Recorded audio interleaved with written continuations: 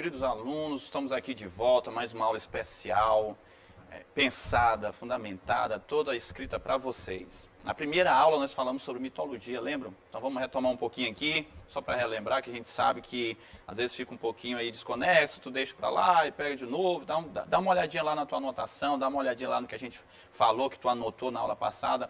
Lembrem que nós tratamos do mito, o mito como uma narrativa fantasiosa, uma narrativa fabulosa, uma narrativa imaginária. Lembra disso? Tá, que nós colocamos que o mito ele produz uma consciência mítica, porque ela está dentro de um contexto, ela está dentro de um aparato a ser formado, lembram disso?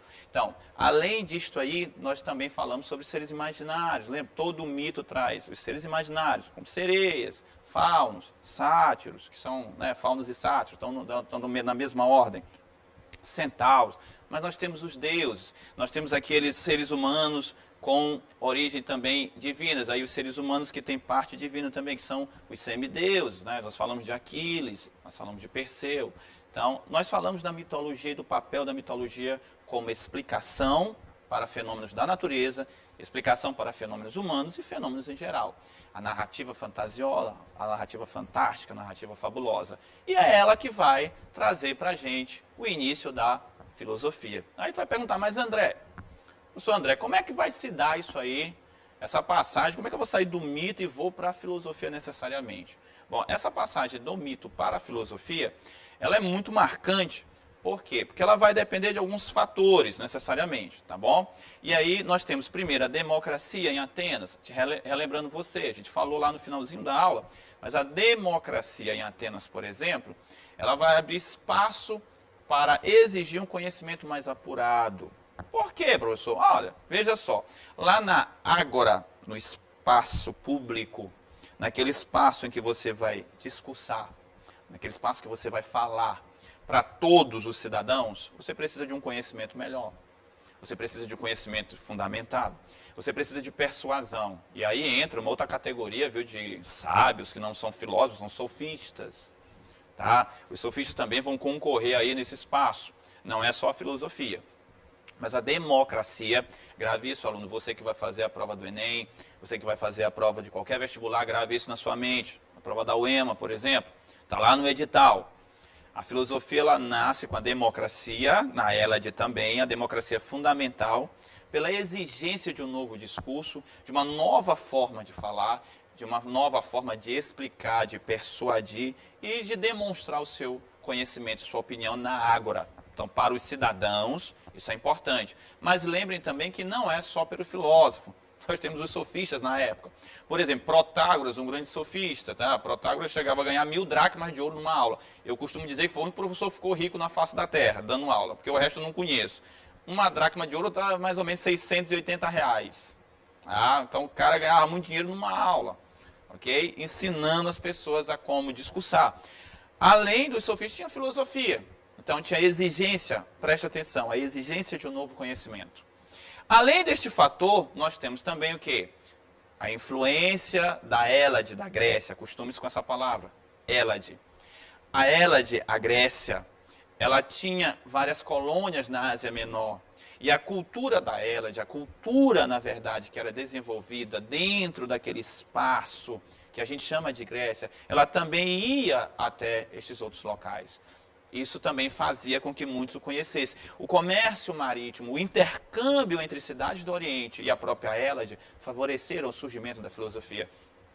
É muito comum, aluno, é muito comum, meu caro colega de trabalho, é muito comum, meu amigo, você olhar em livros, você olhar em questões do Enem, questões da UEMA, questões de vestibulares em geral, falando desse intercâmbio entre a Hélade, que é a Grécia, através do mar Mediterrâneo, com o Oriente, com a Ásia Menor, principalmente, que a gente chamaria hoje ali do mundo árabe, principalmente a partir da Turquia, que a Turquia tem um papel importante, você vai já descobrir, para o surgimento da filosofia.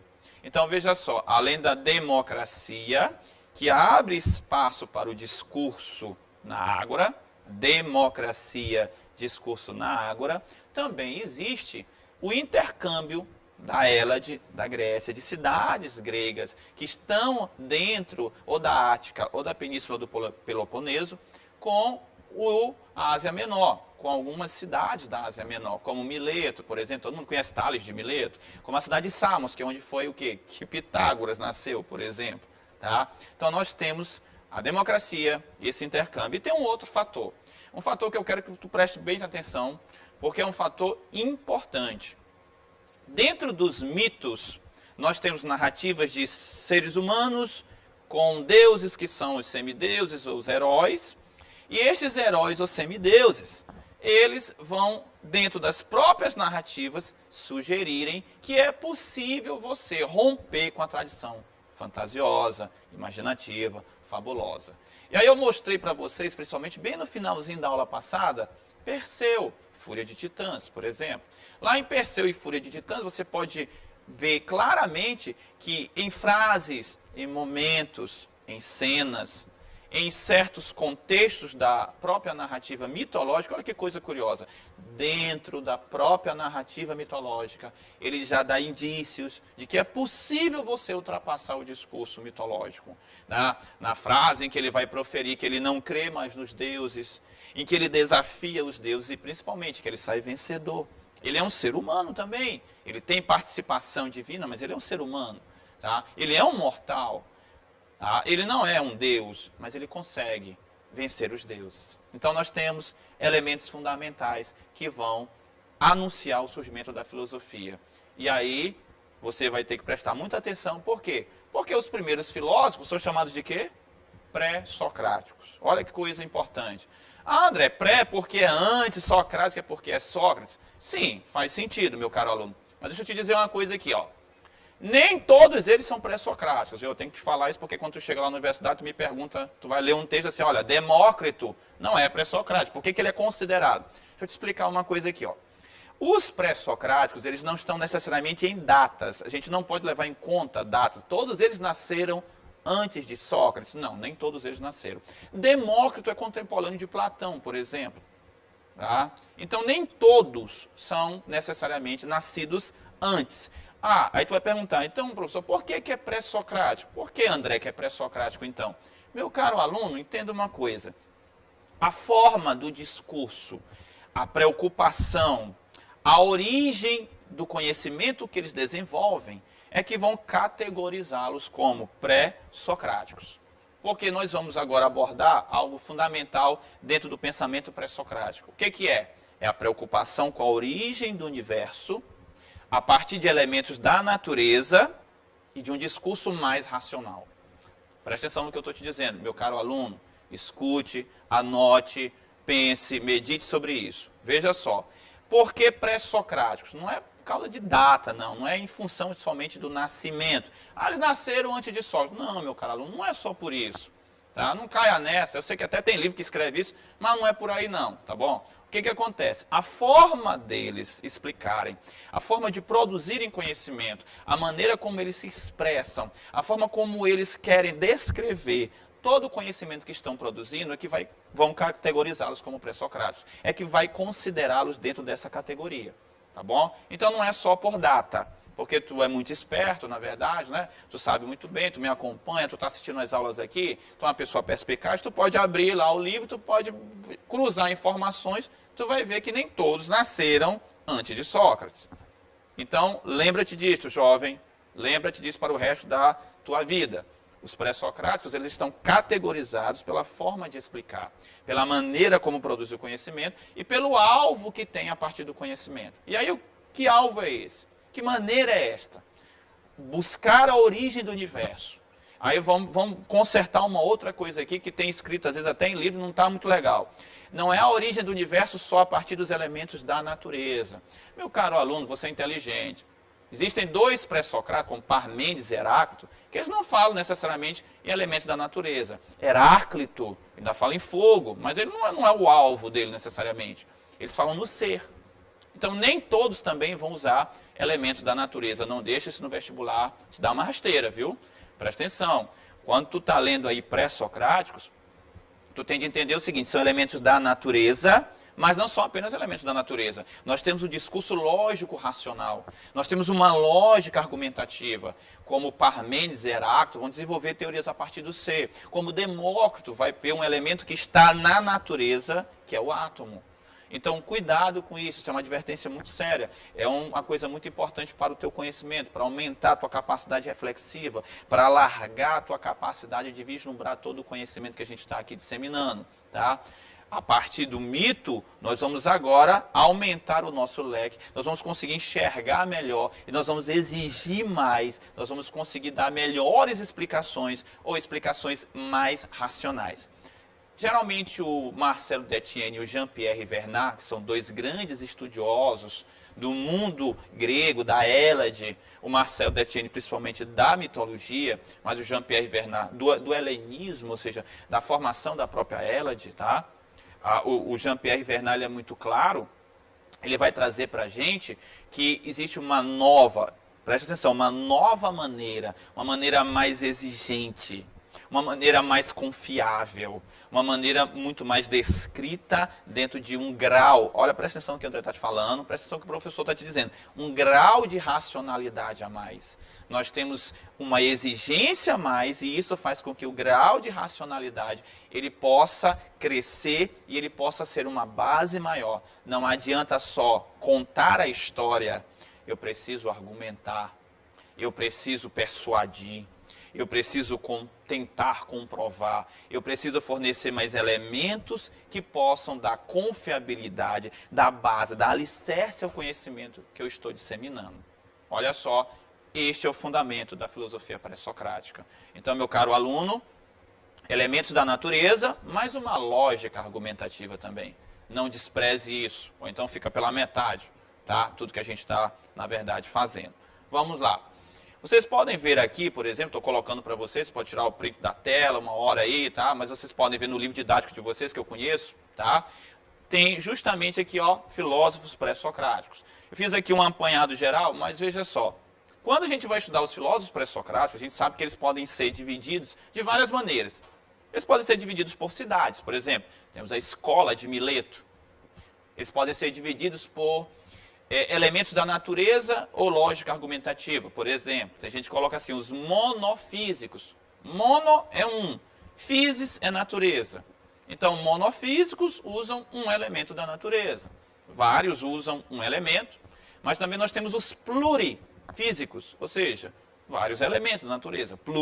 Vários.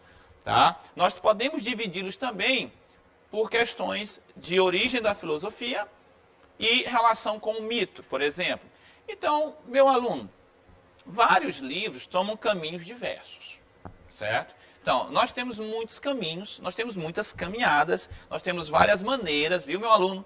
Tá? Show de bola, não estranhe, você vai olhar em vários livros, maneiras diferenciadas de categorizar o quê? Os pré-socráticos, tá bom?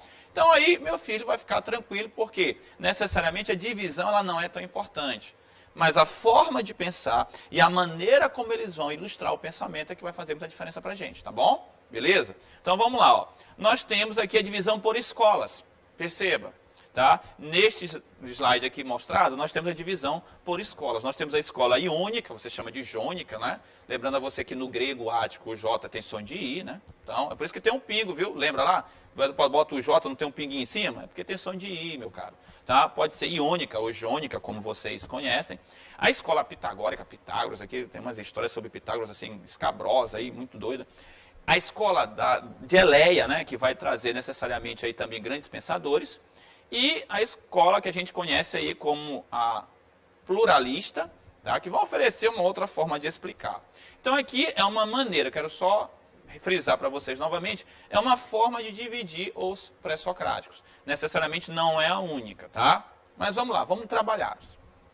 Os pré-socráticos, eles estão enquadrados em que tipo de estudo, em que tipo de conhecimento? É o que a gente chama de cosmologia. E aí tu vai gravar, presta atenção, vamos lá. Meu aluno, te concentra, presta atenção no que o André está te dizendo. Olha o que o professor André está te falando. Tu vai gravar este nome aqui, ó, cosmologia, ok? Olha a importância do termo. Cosmos, universo. Logos, aí eu quero que tu preste atenção nessa palavra logos. A palavra logos é uma palavra que vai começar a entrar dentro deste contexto agora filosófica. Logos como racionalidade, como exigência, como padrão mais racional. Eu sempre falo em padrão mais racional, perceba isso. Porque o mito também tem racionalidade, só que a racionalidade dele é diminuta. Tá? O mito também possui um grau de racionalidade, mas muito pequeno. Agora nós vamos ter uma racionalidade maior, porque eu vou ter uma exigência maior, eu vou precisar explicar melhor, eu vou exigir uma explicação mais apurada. Entenda isso. Mas veja só, eu tenho cosmos, universo. Cosmos, universo. Logos. O logos seria justamente essa racionalidade mais exigente. O logos é a racionalidade mais exigente. E aí eu chamo a atenção, você aluno, você que está acompanhando a gente aqui nessas videoaulas, você que está aqui conosco, continue sempre conosco, vamos lá, te concentra, presta atenção na palavra logos. A palavra logos, ela vai entrar dentro agora do nosso cabedal teórico, ela vai entrar dentro do nosso vocabulário, tá? Então os pré-socráticos, eles estão dentro de uma cosmologia. Aí tu vai perguntar, mas André, por que tem esse nome? O que é a cosmologia? A cosmologia, meu caro aluno, é justamente a explicação mais racional. É a explicação mais exigente. Que, mais uma vez, eu vou te chamar a atenção. Pode vir de um elemento da natureza, da physis, por exemplo, mas pode vir de uma lógica argumentativa também qualquer. O problema é que tu não podes fechar a ideia de que são somente elementos da natureza. Então, olha só, eles são considerados filósofos da cosmologia. Associado à cosmologia, o que a gente traz para vocês? Olha, a physis. Claro que essa cosmologia, é óbvio que essa expressão cosmologia, é muito claro que a cosmologia ela vai exigir a presença da natureza. Mas, meu caro aluno, não é somente elementos da natureza, não são somente elementos da natureza, não é somente a physis, não é somente essa forma de explicar, não é somente esta maneira de usar elementos da natureza que vão configurar os pré-socráticos. Então tu toma muito cuidado com isso, tu coloca isso na tua consciência, porque senão tu vai acabar confundindo ao ler os outros pré-socráticos. Alguns usam elementos da natureza, outros não, tá? Não é necessariamente obrigatório todos usarem, tá? Mas eu tenho aqui a presença da physis. Ah, André, mas se eles não usam só elementos da natureza, por que é tão importante então a natureza? A physis. Physis significa natureza, correto? Physis vem da palavra grega, e aí esta palavra physis grega vai configurar o termo natureza. Por que ela é importante então? Lembra lá no mito? Quando eu te disse que Aquiles... O que Aquiles fazia? Aquiles perfigurava o quê? A descida da explicação que estava só no Olimpo e nos deuses para a Terra, lembra? Os semideuses. Eles trazem, são seres humanos, são mortais, eles têm elementos divinos também, mas eles são seres humanos, eles são mortais. O que isso indica? Lembra que eu falei para ti na aula passada que eles vão trazer o discurso para a Terra também? Isso. Então, trazer o discurso para a Terra é trazer para a physis, é trazer para a natureza. E é claro que eu estou tirando do transcendente, aí eu vou querer que tu grave essa palavra, eu estou tirando do transcendente e necessariamente colocando para junto de nós. Preste bem atenção, eu estou tirando do Olimpo e colocando dentro da natureza, dentro da terra habitável pelo ser humano e unicamente pelos seres humanos. Uma informação interessante, o Jean-Pierre Vernat chega a dizer numa obra dele que os deuses tinham inveja dos seres humanos, porque eles viviam mais conosco aqui na Terra do que no Olimpo. E a principal preocupação deles era perturbar a nossa vida. Tá? Olha só. Então, essa forma de você descer, de você trazer uma explicação, lembra? O mito, a narrativa, o mito é uma explicação. Agora, quando eu trago essa explicação para a própria natureza, para a própria terra, para a convivência humana, para a materialidade, olha só, eu trago para a natureza, para a própria terra, para a convivência humana materialmente falando. Daí a gente não poder desprezar o termo physis. O termo physis seria importante. Então, embora nem todos usem elementos da natureza, mas a physis, ou seja, a natureza, é algo que vai se sobressair como elemento fundamental, como novidade.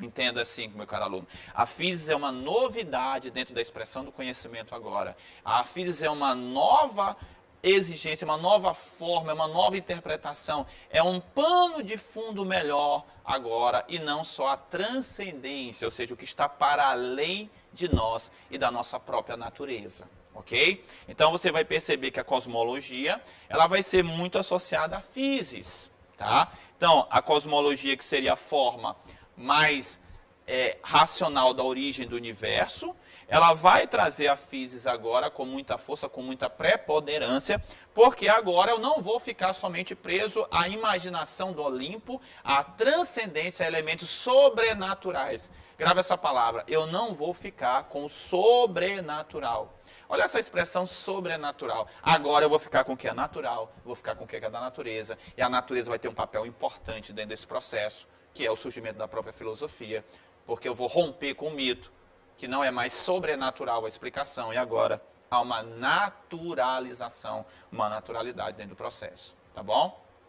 Eu também sou obrigado a dizer a você que se você pegar a religião politeísta da Hélade, vocês sabem que a Grécia é politeísta, tá? Tem vários deuses, por exemplo. A própria expressão do politeísmo já traz elementos da natureza. Você sabe muito bem que cada ser daquele, ou Deus, ou um ser imaginário, ele também se refere a um fenômeno da natureza. Ele também pode se referir a um fenômeno que acontece na natureza. É muito comum a associação dos deuses, a fertilidade das plantações, a queda da chuva, as calamidades, né, da terra. E aí tudo também já se refere a questões da physis, tá? Não é estranho nem ao politeísmo, nem a religião politeísta, na verdade, se torna estranha dentro desse processo, que é a própria natureza. Mas aí surge a natureza com muita força. Entendam isso, tá bom? Olha só. Se nós temos uma cosmologia e a presença agora da natureza com muita preponderância, com muita força, com muita participação dentro do discurso, não é mais sobrenatural e cai para a natureza, cai para elementos da naturalidade humana e da naturalidade terrena, então alguns vão se destacar. Eu vou chamar a atenção de vocês, não para todos, porque não dá, meu filho pode aí tirar o print da tela, não tem um momento do print, por exemplo, tá? Tu pode aqui fazer, mas eu vou abordar alguns pré-socráticos que são fundamentais. Quais são os que não podem faltar, professor André? Ó, dentro do conhecimento que nós temos, Tales de Mileto não pode faltar. Tales é o primeiro filósofo, olha uma dica para ti, muita gente erra isso no Enem, muita gente erra isso no vestibular. Quem é o primeiro filósofo da humanidade? É Tales, não é Sócrates. Cuidado com isso. Existe o primeiro filósofo de Atenas e existe o primeiro filósofo da humanidade. Quem é o primeiro filósofo da humanidade? É Tales, meu querido. Tales de Mileto. Só te chamar a atenção de uma coisa aqui, ó. Os pré-socráticos, escuta o que eu estou te dizendo. Grava, anota, olha só. Os pré-socráticos, eles não nasceram na Grécia, na Hélade. Presta atenção no que o André está te dizendo. Os pré-socráticos não nasceram na Hélade. Eles não nasceram na Grécia. Olha só, você é uma pessoa inteligente. Tá? Quando você pega o mapa, por exemplo, da Hélade, quando você pega o mapa da Grécia, não tem a cidade de Mileto. E aí qual é a nossa preocupação? A nossa preocupação é que tu tem uma informação errada. A filosofia nasceu na Grécia? Não. O primeiro filósofo, ele está na cidade de Mileto. Mileto, meu caro, é uma cidade que está na Ásia Menor. Está associado à Turquia. Então, olha só, cuidado com isso no Enem, cuidado com isso na UEMA, cuidado com isso em vestibular. A filosofia, ela nasce nas colônias gregas da Ásia Menor. Vou repetir, se tu puder anota, grava isso no teu coração e na tua consciência. A filosofia, ela nasce nas colônias gregas da Ásia Menor. Ela não nasce na Hélade, que a gente chama de Grécia. Tá? Então, cuidado, essa informação é preciosa para ti. Tá? Neste momento aí que tu está tendo tempo para assistir o vídeo, anota, bota isso na tua consciência. A filosofia, ela nasce nas colônias gregas da Ásia Menor, necessariamente. Não é na Grécia. Cuidado. A cidade de Mileto fica perto da Turquia, é uma ilha que fica perto da Turquia. Olha, Pitágoras, que de todos é o mais famoso, tá? Pitágoras nasceu na cidade de Samos. Samos é uma ilha que fica também associada quase à Turquia, Ásia Menor. Não é na Hélade, não é em Atenas. Então a filosofia não nasceu em Atenas. Sócrates não é o primeiro filósofo da humanidade. Grava isso. A filosofia não nasceu em Atenas. Sócrates não é o primeiro filósofo da humanidade. necessariamente o primeiro filósofo é Tales. Ok? Tales de Mileto pertence à escola iônica ou jônia, ou à escola de Mileto. Tá? E Tales é muito famoso por cumprir o papel de desafiar os deuses. Lembram de Perseu? Tá? Que Perseu desafia os deuses e sai vencedor. Tales fez a mesma coisa. Existe um filósofo muito famoso chamado Nietzsche, por exemplo. E Nietzsche é muito claro. Tales foi o cara mais corajoso da era pré-socrática. Por quê? Por que Nietzsche vai dizer isso na análise dele dos pré-socráticos? Porque ele vai dizer que numa época que todo mundo tinha medo, que ninguém conseguia avançar, que ninguém conseguia desafiar os deuses, Tales fez isso. Olha só, Tales chegou e disse assim, olha, quem criou o universo não foram os deuses, foi a água. Olha que coragem. Meu caro aluno, a cidade inteira se rebelou contra ele. A cidade inteira não queria nem que ele ficasse mais. Disseram que a família dele toda ia morrer de praga, que até a 10ª geração dele estava o quê? Comprometida. O que aconteceu no dia seguinte? Nada. Tudo do mesmo jeito. O que isso diz pra gente? Que não era proibido tirar dos deuses a criação do universo. Olha como Nietzsche trata então.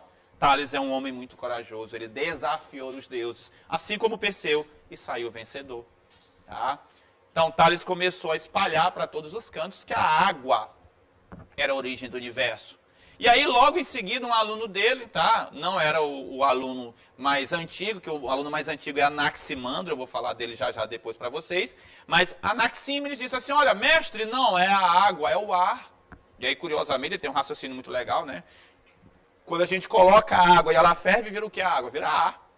Um raciocínio meio torto, né? Mas tudo bem, tá valendo. Tá? Então, Tales dizia que era água, Anaxímenes dizia que era o ar. E aí entra uma figura que eu tenho que falar dele, porque tu é um aluno do ensino médio, tu precisa desse conhecimento. Existe agora uma figura que vai entrar, essa aqui é emblemática. Pense num cara que apurrinha a gente na matemática também. Porque Tales é matemática, tem o teorema de Tales, mas o teorema de Pitágoras, eu vou te contar. Olha, entra Pitágoras na jogada. E por que Pitágoras é tão importante? Por causa do teorema? Não. Deixa eu te dar uma informação interessante. Pitágoras cria a palavra filosofia. A palavra filosofia é criada por Pitágoras. É criada dentro da escola pitagórica, que não era uma escola normal, né, gente? A escola pitagórica não tinha só prova de matemática, não. Tinha a prova da coragem, prova da paciência. Era uma instituição assim, iniciática até, sabe? Tinha muito mais coisa do que meramente conhecimento matemático, tá? Necessariamente Pitágoras entra na jogada com os números. Se Tales disse que tudo veio da água, se Anaxímenes diz que não, mestre, foi o ar. Aí vem agora os pitagóricos que falam de número. Agora, gente, não entenda número como aquilo que tu coloca 1 no papel, 2, não é isso que ele está falando. Existe uma lógica racional. O número, ele estipula uma lógica racional. O número, ele estipula uma lógica que é constituída dentro da própria racionalidade. Entendam isso. Não é este numeral que tu escreve, não. Existe uma lógica racional, numérica, e isso é que a gente considera como um número. Quando Pitágoras fala no número, está falando em toda uma lógica. Não é uma simples, né, expressão de um elemento figurativo. Então aí vem Pitágoras, por exemplo. Depois de Pitágoras, Pitágoras é uma figura, viu? Eles leiam sobre Pitágoras e vão ficar admirados, né? Só pra vocês terem uma ideia, o irmão dele desceu do céu. O cara não era pouca coisa não, viu? Aí vem, por exemplo, Parmênides e Heráclito, que é a ontologia. 2 outros pré-socráticos, cuidado com isso no Enem, cuidado com isso na UEMA. Existem 2 outros pré-socráticos fundamentais, chamados Parmênides e Heráclito, por exemplo, que eles vão inaugurar a tradição da discussão sobre o ser. Aí nasce uma palavra muito bonita, usada na filosofia, usada no conhecimento em geral, que é ontologia. Parmênides e Heráclito vão falar sobre o que não muda e o que muda. Parmênides diz que nada tem mudança, nada consegue mudar, tudo é sempre a mesma coisa. E Heráclito diz que tudo é devir, que a gente traduz como um movimento, mas é algo mais forte que isso. Mas Heráclito fala que tudo possui uma certa mudança. E aí Heráclito é muito conhecido porque tem aquela frase bonita, né? Nenhum homem banha 2 vezes no mesmo rio, ou porque a água já passou, ou porque o homem não é mais o mesmo, por exemplo. Ele é muito conhecido por essa frase, só bota até status do WhatsApp, tá? Mas veja só, Parmênides diz que nada possui mudança, tudo permanece, tudo é sempre a mesma coisa, e Heráclito vem na contramão, dizendo que tudo possui uma mudança, uma certa forma de dinamismo, um certo devir.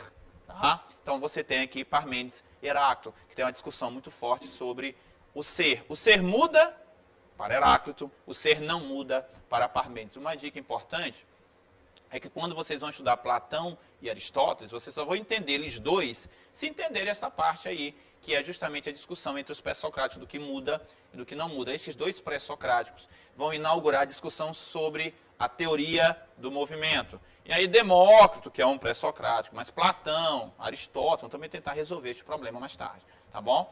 E aí, depois de Parmênides e Heráclito, nós temos o nosso querido amigo Demócrito, tá? E aí o último pré-socrático que a gente vai lançar é o nosso querido amigo Demócrito. Demócrito, ele é muito conhecido, aí vocês estudam na química, só para a gente aí já interdisciplinarmente puxar isso aí. Demócrito é o nosso grande amigo que fala sobre o quê? Sobre o átomo.